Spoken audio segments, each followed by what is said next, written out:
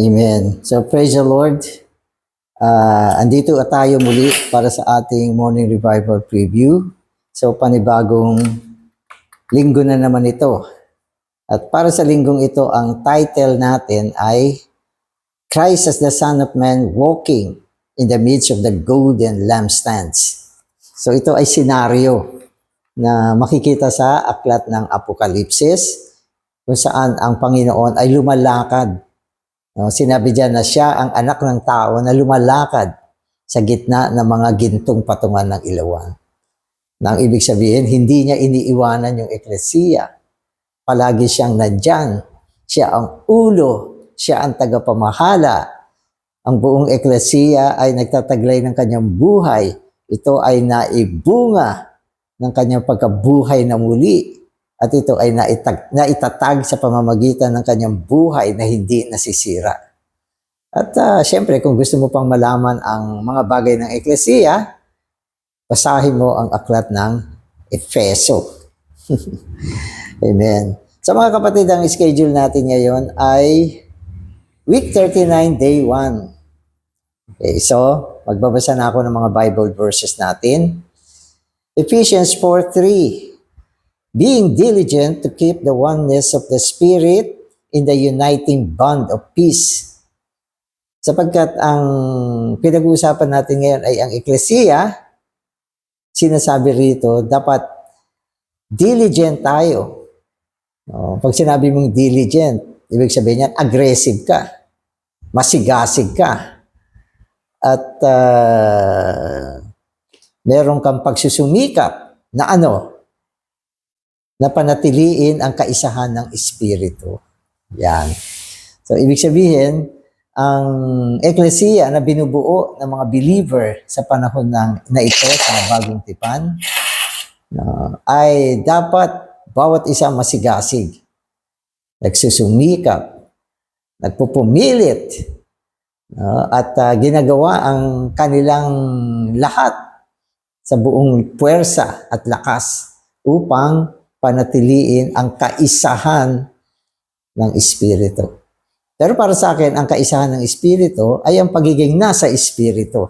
Ibig sabihin, diyan ka nakabaling, nabubuhay ka diyan, nananatili ka diyan, hindi ka lumalabas sa Espiritu. Sapagkat ang kaisahan ng Espiritu ay ang Espiritu mismo na dinala sa ating pantaong Espiritu.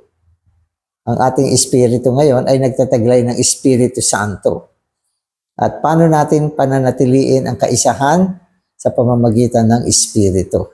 Hindi lang ito yung, sige, close tayo. So, hindi lang yan. Dapat, nag-iensayo ng Espiritu, nabubuhay sa Espiritu, nakikiisa sa Espiritu. Pero meron din siyang isang practical na sinabi rito. Sabi niya, ang kaisahan ay sa pamamagitan ng tali ng kapayapaan. Uniting bond of peace, tali ng kapayapaan. So, paano natin tinatahak ang pagkakaisa? Sa isang practical na aspekto, ay ang pinananatili ang kapayapaan sa gitna natin. Alam niyo kasi yung mundo kaya magulo. Ay walang kaisahan. At wala silang pakialam sa kapayapaan o hindi kapayapaan. Ang mahalaga sa mga tao ay kung anong gusto nila, magawa nila. Kaya ang gulo ng mundo. Hindi nila pinapahalagahan ang kapayapaan. Hindi lang naman. Diba? Kung nagpapahalaga ang mga tao sa kapayapaan, somehow, maganda pa rin naman ang mundo. Mapapanatili pa rin ang kaisahan. Kasi ang kapayapaan ay nagdadala sa tao sa kaisahan. Di ba? Kung nag-uusap-usap, nagdi-discuss. Minsan nagkakasalungatan ng mga pananaw. Pero katagalan, willing tayong isuko kung ano yung mga gusto natin upang maging mapayapa tayo. Practical yan. So Matthew 18:20, for where there are 2 or 3 gathered into my name, there am I in their midst. O ito naman sinasabi ng Panginoon na sa pagsama-sama, dapat ito ay gawin tungo sa pangalan niya. Into the name, sa pangalan ng Panginoon ang ating pagsasama-sama. At kung ito ay nagagawa natin, tinakwil natin ang ibang mga pangalan, at ang kinuha lang natin pangalan ay isang pangalan lang, yan ay ang pangalan ng Panginoon, ang pangalan ni Hesukristo. Sa pangalan ni Hesukristo, ano mangyayari niyan? Magkakaisa tayo. Kasi isang pangalan lang tayo nagsama-sama eh. At yung pagkakaisa na yan, ay may pangako na ang Panginoon ay nasa gitna natin. Ibig sabihin, dinadala natin siya sa gitna natin sa pamamagitan ng pagsasama-sama sa pangalan ng Panginoon. So magbabasa na ako. Chapter 12 of Deuteronomy corresponds in at least 4 ways to the revelation in the New Testament. So ang binabanggit ngayon dito ay ang Deuteronomy chapter 12. Sinasabi sa atin, merong 4 na bagay. Okay, dyan sa Deuteronomy chapter 12 na tumutugma sa mga pahayag sa bagong tipan. So ano ba itong mga 4 na daan na ito? This is a 4 ways. Okay. First, the people of God should always be one. So yun ang una. The people of God should always be one. Tayo, ng mga believers, dapat tayo ay tumatayo sa loob ng kaisahan. Dapat walang hidwaan, walang pagtatalo-talo, walang dibisyon, walang anumang bagay sa pagitan natin. Kaya natin magsama-sama, okay, sa loob ng kaisahan. So yan yung unang kahilingan tungkol sa bayan ng Diyos, tungkol sa mga nananampalataya, kaisahan. So yan ang una. Amen. In order to preserve the oneness of the children of Israel, God did not allow each of the 12 tribes to have its own worship center. In His wisdom, God did not allow His people to have their own choice or preference, but required them to take His choice and come 3 times a year to the unique worship center, even though travel to that place was inconvenient for many of them. O ito, ayon sa karunungan ng Diyos. Sa lumang tipan kasi, of course, gusto ng Diyos na magkaisa sila. At ang kanyang bayan, itong mga anak ni Israel, ay binubuo ng 12 lipi. 12 tribe yan. Ang daming tribe. 12. Kasi yung anak ni Jacob ay 12 na halos naging 12 tribe. 12 yan. At bawat isa ay isang tribo, isang lipi, isang tribe. Pero para hindi sila mahati-hati, kasi napakadali sa kanila magkahati-hati kasi mga by tribe sila eh. No, bawat isa ay isang ama. At napaka-close na mga yan. So, pag sinabi dyan, Benjamin tribe. Okay. Si mga Benjamin, magkaka-close yan. Ganun din yung mga tribe ni Simeon, ni Issachar, ni David, ni sino pa ba yan? Benjamin, ang dami dyan. No? So lahat ito, tribe ni Levi, so marami sila. Pero ang Diyos matalino. Upang hindi magkahiwa-hiwalay ito, pumili siya ng isang worship center. Siyempre, ang 12 lipi ni Israel, iisa lang ang kanilang Diyos, si Jehovah. So yan yung kinikilala nilang Diyos. At sila ay pwede magkaisa sa Diyos. At para sila palagi mabuo, ang ginawa ng Diyos, pumili siya ng isang lugar na magsasama-sama sila 3 beses isang taon para sambahin ng Diyos. Ang galing. Bagamat ang traveling ng unang panahon ay mahirap, pero kailangan sumunod sila dyan dahil ang Diyos ang nagsabi niyan. Yan ay utos ng Diyos. Yan ay kanyang ordinansa. no, sa pagsamba. Gusto mong sumamba? 3 times a year. Pupunta kayo doon sa lugar na itinalaga niya. Pinili niya. Hindi ka pwedeng pumili ng lugar mo.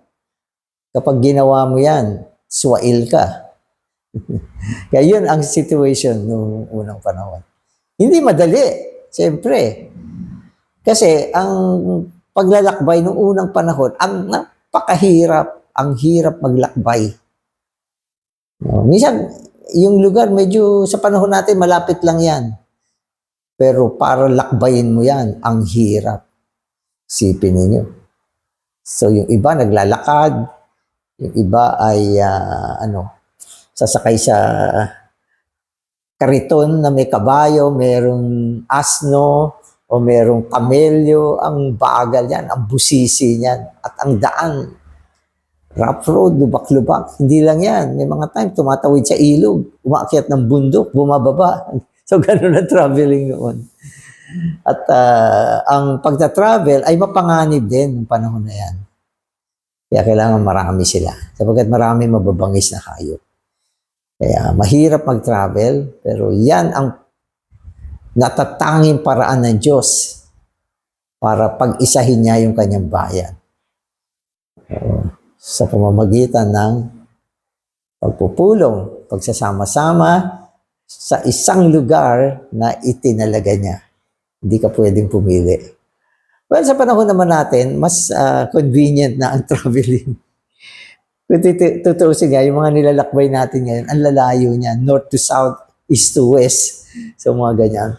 Pero ang maganda sa panahon natin, may mga kalsada na, mga espaltado, simentado, patag siya. Tapos ang mga sasakyan ngayong panahon na to, mga moderno na, super bilis. Oh, super bilis. At naka-aircon pa. So, kaya sa panahon natin, hindi na mahirap mag-travel. At sa atin sa recovery, hindi naman malayo. Madalas ang ating mga meeting ay by locality na. Sinunod natin yung prinsipyo sa Biblia. Kung saang lokalidad ka nakatira, diyan ka lang mag-meeting. Ang dali. At ang iba sa inyo, blines naman ni Lord ng sasakyan o blines naman niya ng isang lugar na madaling sumakay. Kaya wala nang excuse sa panahon na to. Pag hindi ka pa nakapag-meeting sa panahon na ito, walang excuse para sa iyo. Pananagutan mo yan. Kaya ang paraan ng pagsasama-sama ay paraan ng kaisahan. Kaya tayo nagsasama-sama upang panatiliin ang kaisahan sa atin. Amen. Amen. Many prefer to have their own way, but instead of God's way. All denominations are according to man's preferences. The Lord's recovery is a matter of coming back to God's way according to God's preference. Amen. So ito lang yung problema eh. Merong man's preference. Walang itinatabi yung God's way. Yan ang problema. At tayo mga tao kasi, magaling mag-reason pag ayaw. Yan, nasubukan ko yan. Kaya naalala ko yung isang verse sa Biblia, sabi diyan, ginigiba ng Espiritu ang lahat ng mga reasoning upang tayo ay makasunod sa Diyos. Ano ibig sabihin yan? Ang humahadlang sa atin o ang ginagamit nating hadlang upang hindi natin magawa ang gusto ng Panginoon ay ang mga pagdadahilan. Marami tayong dahilan. Pag ayaw, maraming dahilan. Subalit kung lahat yung mga dahilan na yan, ginagiba, madadala ka sa pagsunod sa Diyos. Halimbawa, karamihan sa mga denominations, meron sarili nilang preferences kung ano yung gusto nila. Pag hindi sila nasunod,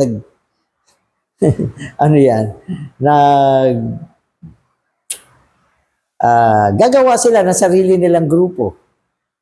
Breakaway. So sa denominations, uso yung breakaway. Nang ibig sabihin, may isang leader, okay, na ayaw niya yung style nila, breakaway.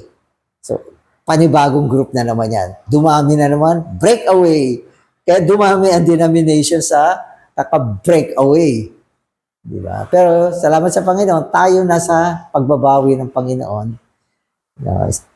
Sinasagawa natin kung ano ang daan ng Panginoon. Amen. Amen. At sapagkat ang daan ng Panginoon ay according to God's preference. Hindi tayo ang nag-iisip, kundi yan ay daan na itinalaga niya. Second, God's way to keep the oneness of His people is to have a place with His name. O, tama yan, nasa recovery naman. His name, the unique name.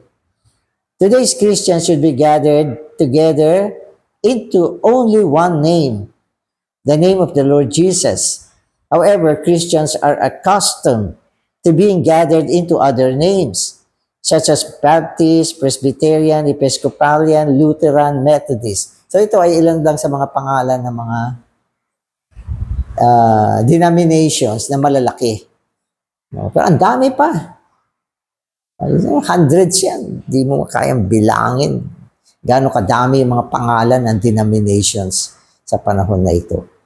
At nasanay na yung mga Christian kasi na magkaroon ng denomination. Nagkakaroon sila ng sarili nilang identity. At parang gusto nila yan at nasanay sila sa ganyan. Bibigyan ko kayo ng illustration. Halimbawa sa Biblia, okay, sa Matthew 16:18, doon binanggit ng Panginoon yung church. Upon this rock, I will build my church. So, nung binanggit ng Panginoon yung church lang naman ang sinabi niya. Lord, what church? Church! Ano ka ba? Sinabi na, I will build my church. At tanongin mo, anong church? The church. Okay, so yun ang itatayo niya. Church, ecclesia. Okay. At doon sa time na yan, wala pang church. I will I will build my church. Itatayo pa lang. So, kailan umiral ang ecclesia? Pagkatapos na ang Panginoon ay namatay na buhay na muli, naging espiritu, natanggap ng mga believer ang espiritu, ang bunga nito ay ang pag-iral ng ecclesia. Yan. So, ang unang ecclesia na na-identify sa Biblia ay ang ecclesia na nasa Jerusalem. Basahin niyo ang Book of Acts. I think chapter 8. Binanggit diyan ang ecclesia na nasa Jerusalem. Pero sa Revelation, binabanggit siya, church in what city? Church in what city? Okay, church in Smyrna, church in Pergamos, church in Sardis, church in Thyatira, church in Laodicea, church in Philadelphia. So, 7 ecclesia ang binanggit doon, binanggit din yung 7 city. Na kung saan, ibig sabihin, bawat church ay identified sa city. Wala naman siyang pangalan. Sabi roon, church. Para ma-distinguish mo, parang gano'n, in Jerusalem. So, yung Jerusalem ay isang description na yung mga kapatid na nagmi-meeting bilang church ay nasa city na yan. Kaya the only identity na ginamit ng Biblia ay yung pangalan ng city. Pero what church? Wala siyang sinabi. Meron ba? Wala. Wala siyang sinabi. So, ibig sabihin, sa lugar ng Jerusalem, kung halimbawa ikaw ay umiiral na ng panahon na yan, ikaw ay isang believer, na nampalataya ka sa Panginoon, na bautismuhan ka. So, ikaw ay ma-identify bilang Kristiyano sa Jerusalem at sa corporation bilang Church in Jerusalem. So, ganun ang ibig sabihin yan. Kaya, walang umiiral na mga denomination ng panahon na yon. Hindi umiral siya. Walang Baptist, walang Presbyterian, walang Lutheran. Wala yan. Lahat yan. Wala. Kundi mga believer lang yan. Na, halimbawa ako ay isang believer. Ikaw ay isang believer. Ang alam ko agad, magkaisa tayo. Isang eklesiya lang tayo. At dahil pareho tayo nandito sa Jerusalem, pareho tayong nabibilang sa eklesiya na nasa Jerusalem. Isang eklesiya lang ang meron ng panahon na yun. So, ganoon ang sinasabi natin No? At ang kanilang mga pagpupulong ay sa pangalan lang ng Panginoong Hesus. Walang ibang pangalan. At walang ibang pangalan ng sekta. Pero ngayon, ako ay isang believer. Ay, Kristiyano ka pala. Oo, Kristiyano rin ako. Anong sect mo? Saan ka grupo? Sabi niya, baptist po ako. Baptist ka? Ako Lutheran eh. Baptist ka pala, ako Lutheran. Yan ang problema. Umiral ang iba't ibang mga pangalan sa panahon na ito, maliban sa pangalan ng Panginoon. Kaya dito, madiin na sinasabi, dapat ang iyong pag-meeting ay sa pangalan lang ng Panginoon. Walang mga pangalan ng denominasyon o ng grupo o ng sekta. Hindi ganun kadaling tanggapin to, hindi ganun kadaling maintindihan, pwede, pero ito ang pagbabawi. Ang ibig sabihin ng pagbabawi ng Panginoon, isang bagay na umiiral na. Hindi inimbento, hindi mo dinisenyo, hindi ikaw ang nag-isip na magkaganyan. Umiral na siya sa Biblia. Ang ibig sabihin ng pagbabawi, kung anong nandyan, ituloy mo na lang. Ituloy mo na lang. Huwag mo nang baguhin. Huwag ka nang lumabas dyan. Ituloy mo na lang. Kaya yung term na Lord's Recovery, ay isang move na kung saan ano ang meron, ano ang umiiral, na nawala, ibalik natin. Kaya, recovery siya. So, hindi ho yan pangalan natin, ha? Kundi ito ay isang gawain ng pagbabalik sa kung ano ang umiiral upang hindi tayo malihis. Amen. So, ang meeting natin ay sa pangalan ng Panginoon. According to the type in Deuteronomy 12, it is a serious matter to be gathered into the name of other than the unique name of the Lord. Seryoso to. Na hindi ka nag-meeting sa pangalan ng Panginoon at sa ibang pangalan na hindi ang pangalan ng Panginoon. Ito ay isang seryoso. Amen. To have other names for our worship is an abomination. It is a spiritual fornication. Ang gumamit ng ibang pangalan maliban sa pangalan ng Panginoon ay spiritual na pakikiapid. Bakit? Ito. We are Christ's counterpart, His wife. Since we are His counterpart, we should not have a name other than His name. Just as a wife should bear the name of her husband, not the name of any other man. So we, the believers of Christ, should bear only His name and not any other name. Halimbawa, isang wife, kinasal siya sa kanyang asawa. Ang kanyang napangasawa ay si Mr. Robinson. Important. So si wife ay Mrs. Robinson. Yun ang dapat niyang gamitin na pangalan. Pero sabi niya, ang haba naman, Robinson. Gagawin ko na lang Mrs. D. Unique, Chinese, D. Ayoko ng pangalan ng husband ko. At pinalitan niya yung pangalan niya.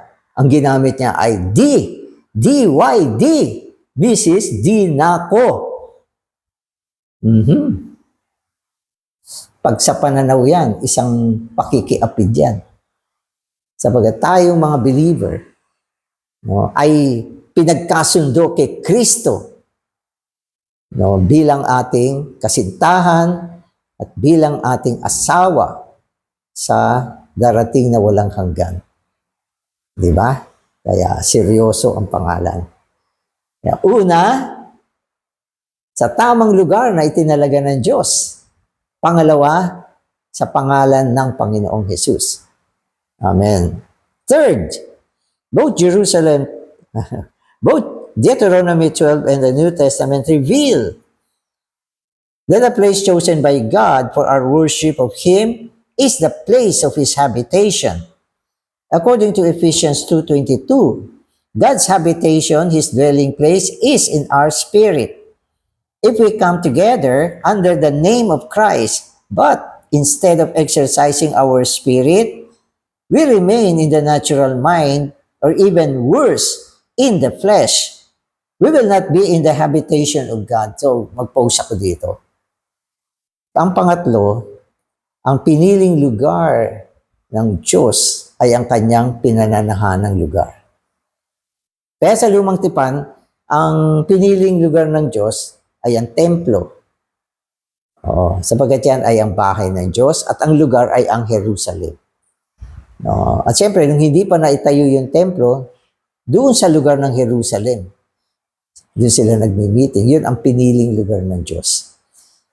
At sa Bagong Tipan, yung prinsipyo ng pagpupulong natin ay dapat doon sa lugar na pinananahanan ng Diyos. Yun ang kanyang tahanan. Yun ang lugar ng ating pagpupulong. So saan yan? Ayon sa Biblia. Ayon sa Biblia, ang pinananahanang lugar ng Diyos ay ang ating espiritu. The Lord be with your spirit. Di ba? Yung verse na, the Lord be with your spirit. Siya ay espiritu, capital letter S. Ang kanyang pinananahanang lugar ay ang ating espiritu, small letter S, human spirit. Nung tayo ay naligtas, ang Espiritu Santo pumasok sa ating pantaong espiritu. At sinabi ng Biblia, he who is joined to the Lord is one spirit. Kaya naging permanenteng tahanan ng Diyos ang ating espiritu. Kaya kung tayo ay magmi-meeting, dapat ito ay gawin natin sa loob ng ating espiritu. Insayuhin at gamitin natin ang ating espiritu. Hindi ang ating kung anong pamang ibang bahagi. Ang ating espiritu, ang sentro ng ating pagpupulong. Okay. So in gathering together for the worship of God by enjoying Christ, we must gather into the name of Christ and we must be in the Spirit. Otherwise, we will lose the proper ground of the church. So ang proper ground ng church ngayon ay ang tamang lugar. Ang pangalan ng Panginoon at ang ating espiritu. Huwag niyo kalimutan yung tatlong yan. Ang espiritu na nasa ating espiritu ay naging pinaghalong espiritu. So yan ang lugar ng ating mitingan. Brother, saan ako pupunta? Bumaling ka sa espiritu mo. Anong gagawin ko? Insayuhin mo yung espiritu mo. Paano ko magsasalita? Magsalita ka sa espiritu mo. Paano kumanta? Kumanta ka sa espiritu. Lahat sa espiritu, sa espiritu, sa espiritu. Amen. In everything related to the worship of God. So, hindi lang meeting to. This is a worship of God. So, sa Biblia, sabi ng Panginoon, ang sumasamba sa Kanya ay dapat sumamba sa espiritu. So, sa John 10:10, I think verse 24, sabi niya, God is a spirit, and they who worship God must worship in spirit and reality. So, yung spirit dito, dalawang klase. Okay, God is a spirit, capital letter S, that is God. Worship Him in the Spirit is small letter S, yan ang human spirit na pinananahanan ng capital letter S na espiritu. So yan yung paraan ng pag-worship sa Diyos. So ulitin ko to. In everything related to the worship of God, we need to exercise our spirit. Whenever we sing, we should sing with our spirit. Whenever we praise, we should praise in or with our spirit. Whenever we speak, we should speak with our spirit. If we do this, the meeting will be in God's habitation. So, paano maisasagawa ang meeting sa lugar na pinananahanan ng Diyos? Gamitin natin yung espiritu natin sa panahon ng ating pagpa-function sa meeting. Fourth, in Deuteronomy 12, and in the New Testament, we have the altar, the cross. Paul's word in 1 Corinthians 2:2 indicates the importance of this. So binanggit naman dito yung krus. Yung krus. So sabi ni Paul, I did not determine to know anything among you except Jesus Christ and this one crucified. So para kay Paul, ang pinakamahalagang bagay ay si Kristo na naipako So, ano ibig sabihin na si Kristo ang naipako? Tayo ay kasama ni Kristo na naipako. Di ba Galatians 2:20? I have been crucified with Christ. Bawat isa napako na sa krus. Kaya sa panahon ng ating pag-gather, pinapahalagahan natin ang krus ng Panginoon na nagbigay ng wakas sa atin bilang mga makasalanan, kung saan ang ating natural na buhay, ang ating laman, ang ating lumang tao, ang ating relasyon sa mundo, lahat ng mga bagay na natural ay tinapos na ng Panginoon. Nasa panahon ng pagpupulong natin, lahat natapos na, ang meron lang tayo ay ang pinaghalong Espiritu. Amen. At the entrance of the church is the cross. And everyone who would come into the church must experience the cross and be crucified. To experience the cross is to be set aside, to be annulled, to be reduced to nothing. Sabi niya, ang pasukan sa eklesiya ay ang krus. Ibig sabihin, bago ka makapasok sa eklesiya, sa gathering ng mga banal, dadaan ka muna sa krus. Huwag kang pumasok dyan nang hindi ka dumaan sa krus. Sabagat sa pamamagitan ng krus, mayroong 3 bagay na binanggit siya. Amen. Sabi niya, to be set aside. Sino ka ba? Dumaan ka sa krus, naitabi ka kung sino ka man. O ikaw ba ay isang kilalang tao? O may katungkulan ka? Magaling ka, mayaman ka, marami kang mga assets o mga pagkakakilanlan. Nung dumaan ka sa krus, na i-set aside ka na. Wala na lahat yan. Ibig sabihin, hindi mo madadala lahat yan ng lahat ng kung ano ka sa buhay eklesiya. Wow! Kaya huwag kang magsabi dyan. Mga kapatid, ako po ay isang bilyonaryo. Walang pakialam yung mga kapatid. O ako po ay isang senador. Walang pakialam yung mga kapatid. Mayor po ako. Wala yan sa eklesiya. Naitabi lahat yan. No. At ang uupuan mo ay pareho din sa upuan ng lahat ng mga kapatid. Wala kang special na upuan. Maliban na lang kung 300 pounds ang bigat mo, paghahanda ka ng eklesiya ng special na upuan. Dahil magigiba mo yung upuan ng mga kapatid. Pero ang ibig sabihin nito, set aside lahat, mga kapatid. Wala kang pagkikilanlan.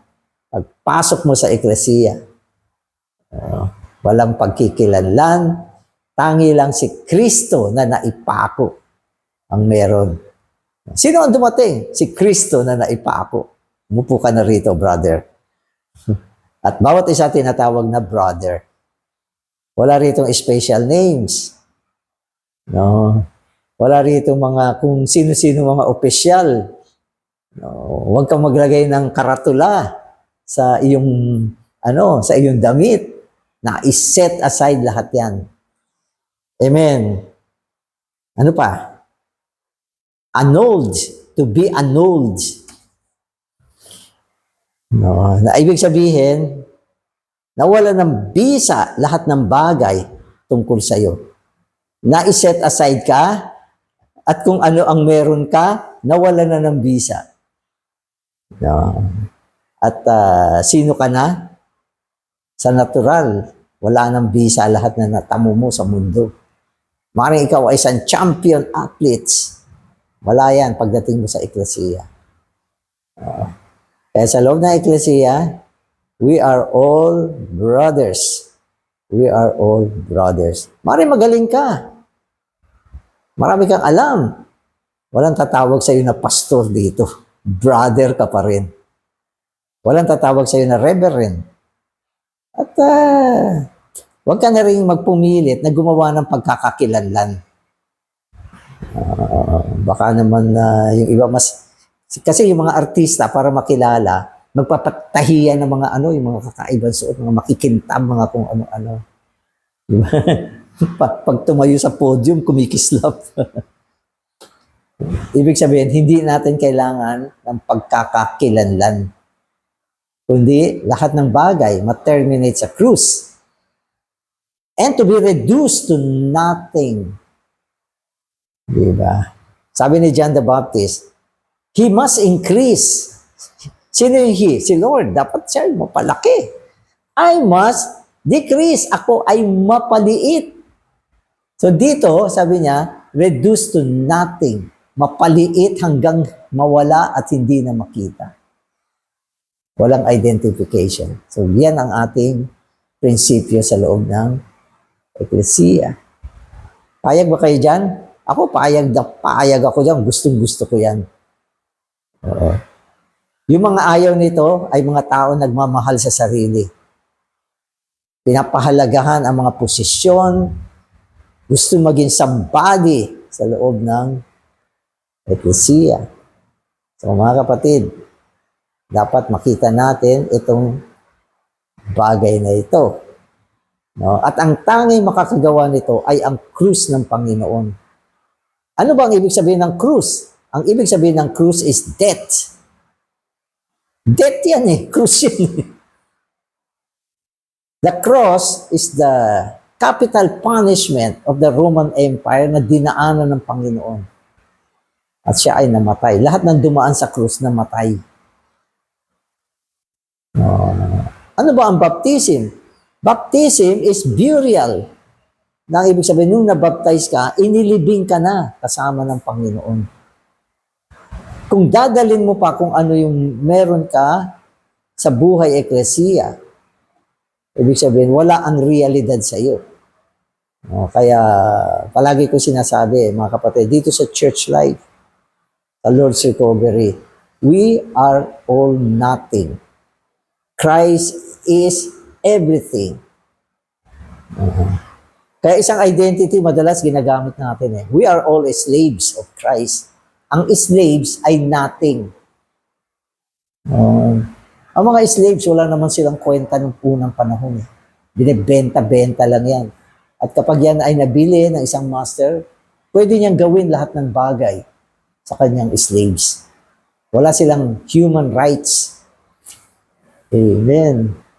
Kaya minsan, pag nakakakita tayo ng mga kapatid sa eklesiya, sa loob ng eklesiya, ng mga matataray, mga lumalaban, mababalasik, kulang yan sa pagkakita sa krus ng Panginoon. Oo, pagkakita sa krus ng Panginoon. Amen.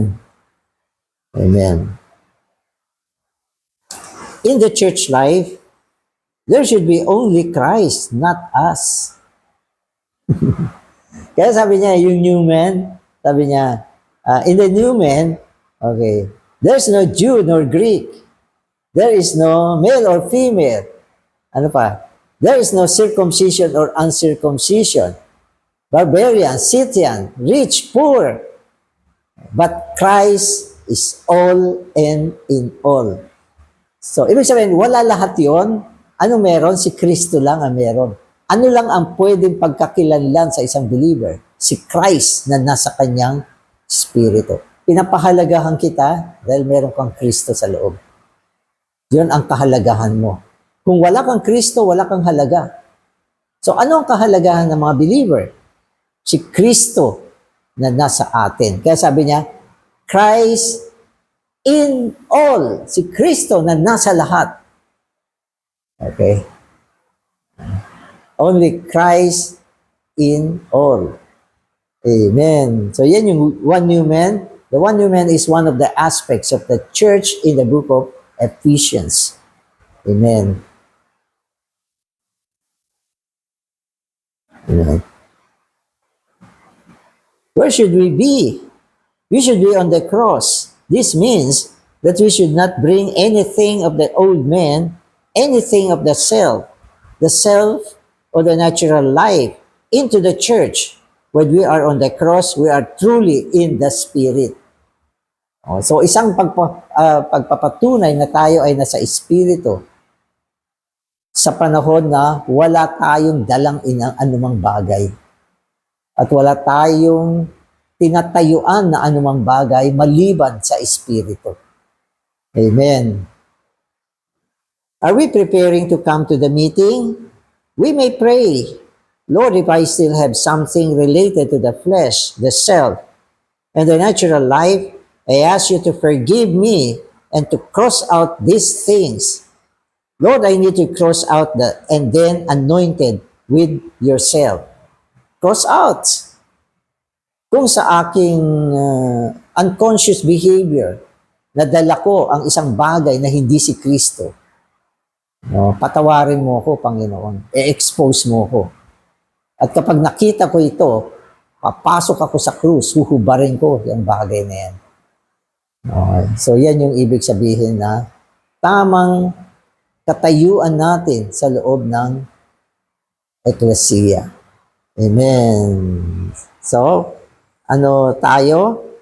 Nagpupulong sa pangalan ng Panginoon, nagpupulong sa pinananahanan niyang lugar, at ina-apply natin ang krus ng Panginoon. Amen. Salamat, Panginoon, sa iyong mga salita. Salamat, ito ay mga salita na nagpapadalisay sa amin, naglalagay sa amin sa tamang katayuan. Salamat din, Panginoon. Binigyan mo kami ng liwanag upang makita namin ang daan ng eklesiya. At sa pamamagitan nito, Panginoon, madala namin ang tunay na kaisahan. Salamat, Panginoon. Amen.